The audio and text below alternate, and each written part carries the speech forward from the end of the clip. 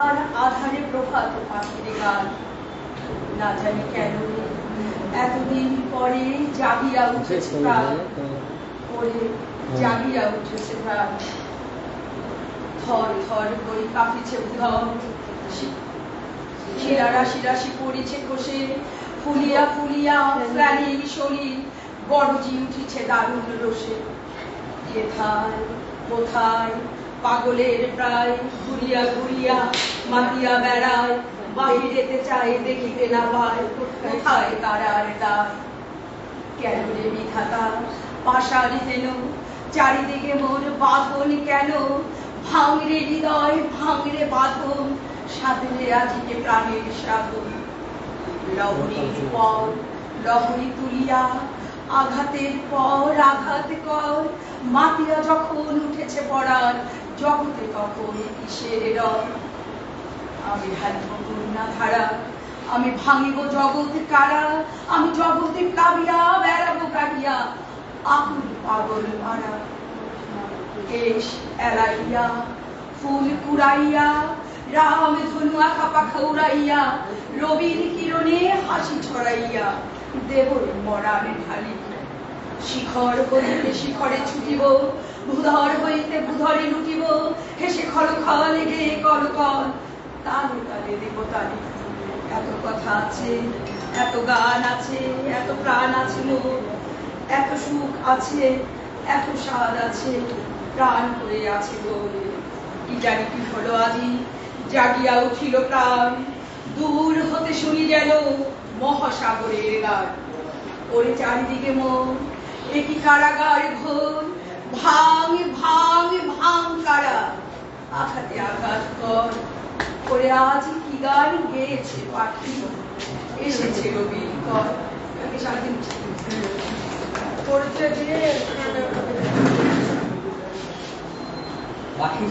পাখিরা কখনো দিগন্তের সীমারেখা বা আন্তর্জাতিক সীমারেখা মানে কিনা জানি না, তবে পাখিরা সবসময় যেখানে খুশি সেখানেই যেতে পারে। আমার মনে হয় কবি এবং সাহিত্যিক যারা, তাদের এরকম কোনো নির্দিষ্ট সীমারেখা নেই। সব বইগুলো যাতে যখন প্রকাশিত হয় তখন সীমানার গণ্ডি পেরিয়ে সব জায়গায় চলে আসে। এবারে শুভেচ্ছা বক্তব্য দেওয়ার জন্য অনুরোধ করছি শাহানা রহমান, সাহিত্য সম্পাদক, তিস্তানন্দিনী সাহিত্য পাঠ্যক্য।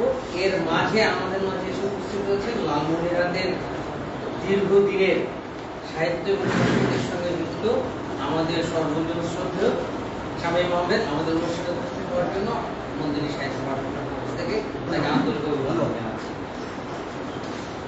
শাহানা, আমি এসেছি বাংলার ক্ষুদিরামার সূর্য সেনের থেকে, এসেছি বাংলার জয়নুলার অবসর ঠাকুর থেকে, এসেছি বাঙালি রাষ্ট্রভাষার থেকে, আমি এসেছি জয় বাংলার বজ্র কণ্ঠ থেকে, আমি এসেছি ৭১-এর মুক্তিযুদ্ধ থেকে, এসেছি আমার পেছনে হাজার চরণের তোপ ফেলে। শুধাও আমাকে এতদিন তুমি কোন প্রেরণায় এলে? তবে তুমি বুঝি বাঙালি জাতির ইতিহাস শোনো নাই? সবার উপরে মানুষ সত্য, তাহার উপরে নাই। একসাথে আছি, একসাথে বাঁচি, আজও একসাথে থাকবো, সব বিভেদের রেখা বুঝে দিয়ে সামনের ছবি আঁকবো। আমি আসলে কবিতা আবৃত্তি করতে আসিনি, আমি ছোট করে বললাম। আর আমার নাম হচ্ছে শাহানা রহমান, আমি একজন পেশায় আইনজীবী। আর আমি আছি তিস্তানন্দিনীর সাহিত্য সম্পাদক হিসেবে। তো এখানে আমার আছে শুধু ভারত থেকে, জলপাইগুড়ি থেকে এসেছেন আমাদের শ্রদ্ধেয় দিদি অধ্যাপক দেবযানী সেনগুপ্ত। উপস্থিত আছেন সাইদা মিত্রি আপা, যিনি আমাদের তিস্তানন্দিনী সভাপতি। উপস্থিত আছেন রেজিনা সাবরিন, সাধারণ সম্পাদক তিস্তানন্দিনী। এবং লালমনিরহাটের আমাদের পিপি আপা আছে, যার কথা আসলে ছোট পরিসরে বলা মনে হচ্ছে যে কম হয়ে যাবে। আমার মোবাইল থেকে আপাকে রাত ৯টার সময় ফোন দেওয়া হয়েছিল যে আমরা আপার এখানে একটু আসতে চাই। তো আপা এত অল্প সময়ের মধ্যে এত বেশি আয়োজন করে ফেলছে, আসলে এই আয়োজন দেখে সত্যি খুব মুগ্ধ আমরা, এবং এত আনন্দিত এবং হয়েছি যে আপার কাছে বলার মতো ভাষা নেই। সবকিছু মিলে এবং আপাকে যারা সহযোগিতা করছেন সবাইকে এবং আপাকে আবার সবাইকে, আপনাদের সবাইকে ধন্যবাদ। আর আমাদের দোয়া করবেন আমরা যেন ভালোভাবে এই সিস্টেমের মধ্যে কাজ করতে পারি। ধন্যবাদ।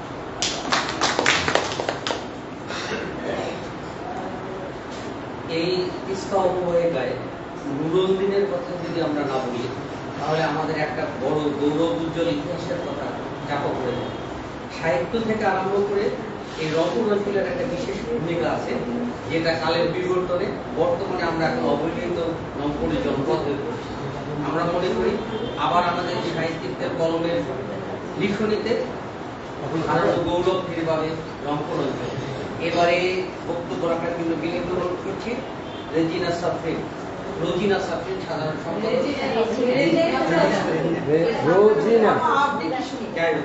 রেজিনা সাফরিন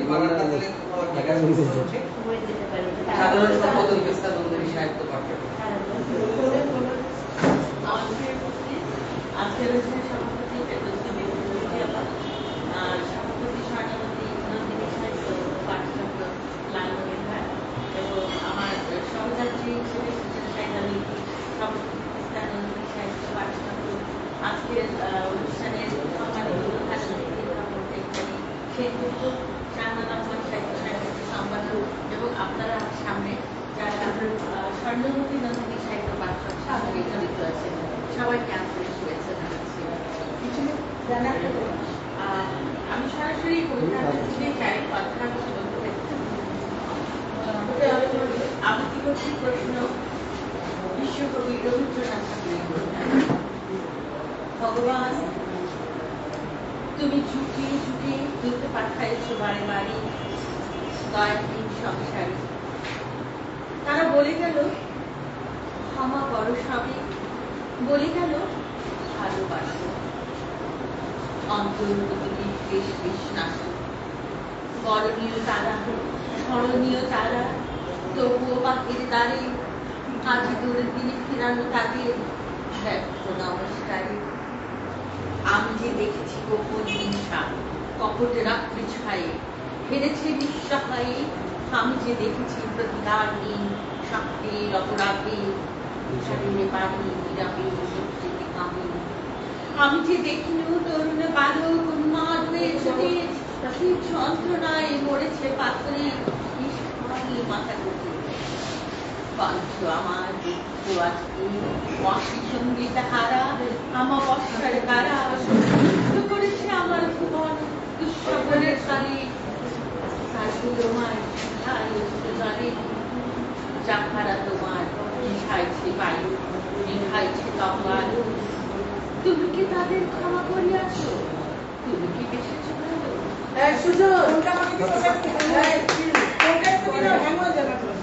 হবে আমি আছি আছি এখানে, আমি ছবি তুলতে চাই, সমস্যা নেই। বিপুল কারণে যখনই মনে বিবেক পাইব লয় আত্মবিভাগের নরক অনলে তখনই পুরিতে হয়। তৃতীয় প্রেমের পূর্ণবাদনে যবে মিলি পরস্পরে স্বর্গ আসিয়া দাঁড়ায় তখন আমাদেরই ঘুরে চলে। আসলে আমরা এই চাল্লানটা কখনই করি না। আমরা শুধু প্রথম চাল্লান বলি কোথায় স্বর্গ কোথায় নরক, কে বলে তা মানুষের মাঝে স্বর্গ নরক মানুষের দেশে। এই অর্ধেক বলার কারণে পুরো কবিতাটার ভাবটা নষ্ট হয়ে যায় এবং আমরা আমাদের দায় থেকে নিজকে মুক্ত করি। যাই হোক, আমাদের এই রংপুরের অঞ্চলের যে সাহিত্যের যে একটা বিশাল ভান্ডার আছে সেটা কালের বিবর্তনে হারিয়ে যাচ্ছে। নন্দিনী সাহিত্য পাঠচক্র হয়তো কোনো এক সময় তারা মাইনিং এর কাজ করবে বা খননের কাজ করে তুলে আনবে সেই সব গৌরব গাথা। এবারে কথা বলবেন শাহিদা মিল্কি, সভাপতি তিস্তা নন্দিনী সাহিত্য পাঠচক্র সাহিত্য ও পাঠ্যক্রম।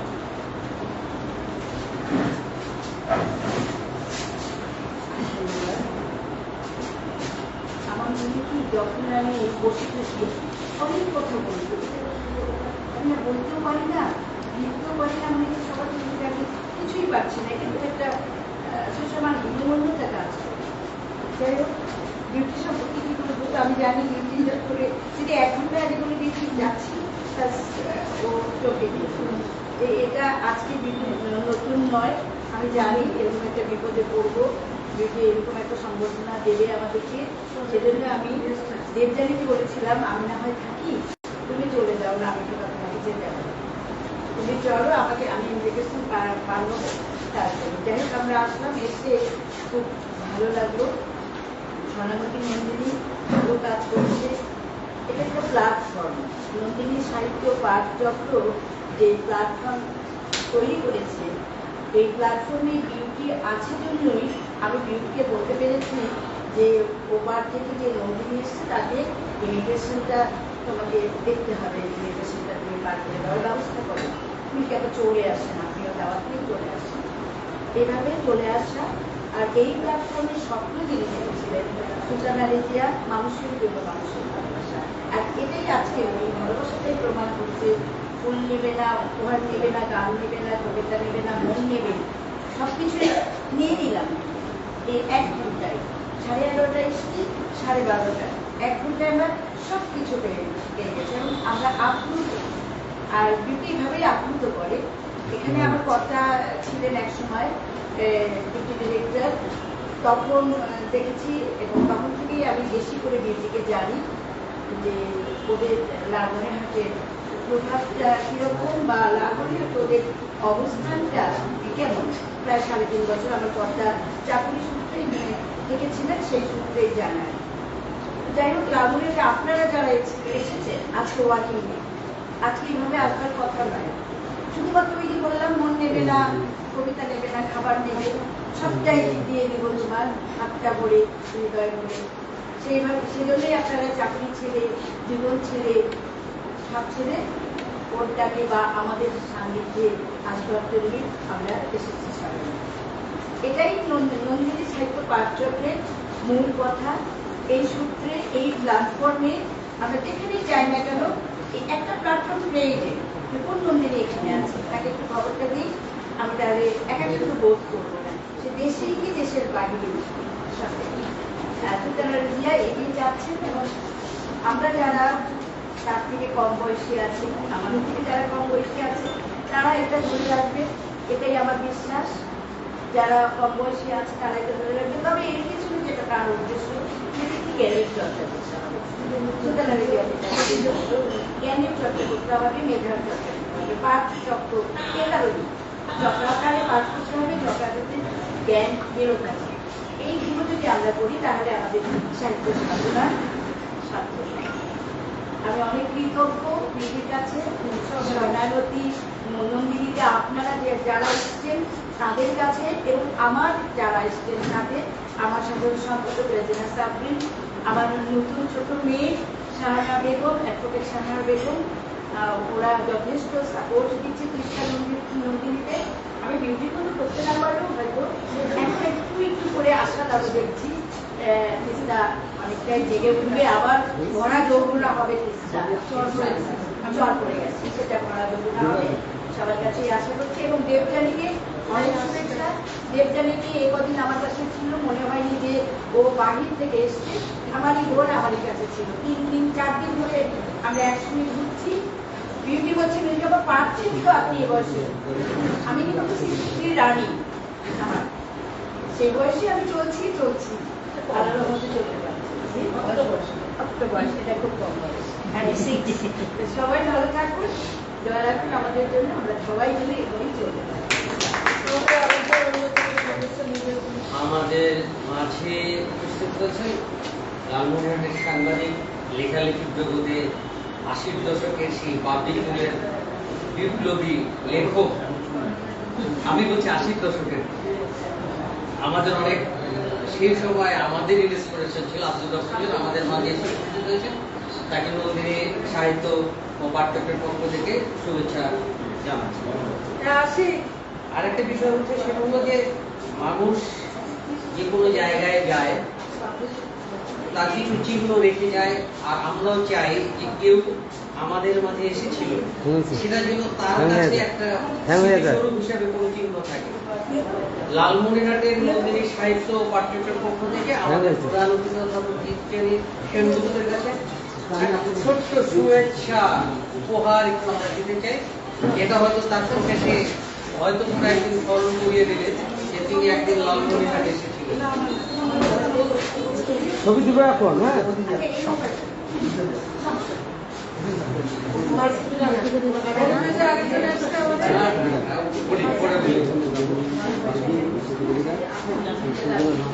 আচ্ছা স্ক্রিন ফটো তো কোনো কিছু করতে হবে না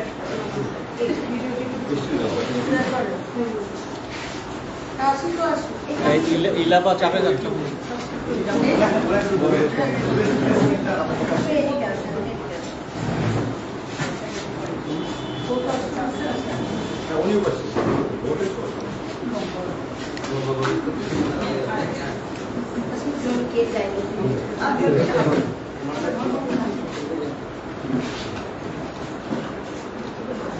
সবাই ভালো থাকবে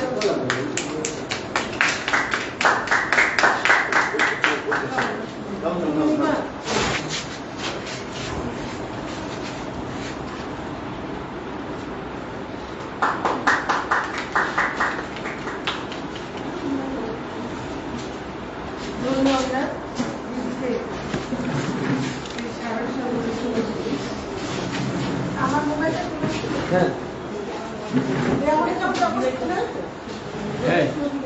এই ওই পাশে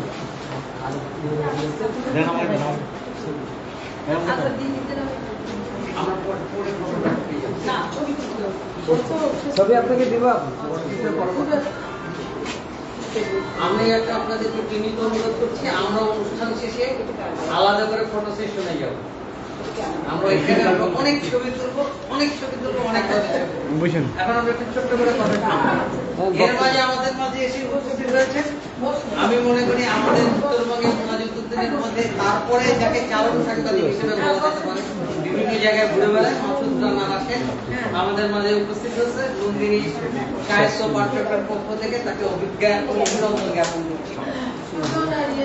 আমরা এবার একটু করে কথা শুনি, সেটা হচ্ছে যে ওপার বাংলা এবং এপার বাংলা করে মানুষ একটা সীমাবদ্ধতার দাগ টেনে দিয়ে বিভাজন করতেছে। আমি মনে করি সাহিত্যের ক্ষেত্রে এরকম বিভাজন নেই, আমরা সবাই প্রাণের টানে এক জায়গায় মিলিত হই। সেই ভালোবাসা থেকে পশ্চিমবঙ্গ থেকে এসে অধ্যাপক বিজ্ঞান গুপ্ত, সভাপতি করতোয়া নন্দিনী সাহিত্য পাঠ্যক্রম, জলপাইগুড়ি, ভারত। আমরা তার কাছ থেকে কথা শুনি, তিনি তার মতো করে বলবেন। জি শুভ মধ্যাহ্ন, সবাইকে স্বাগত। মঞ্চে উপবিষ্ট আমার সাথে যারা এসেছেন তাদেরকে এবং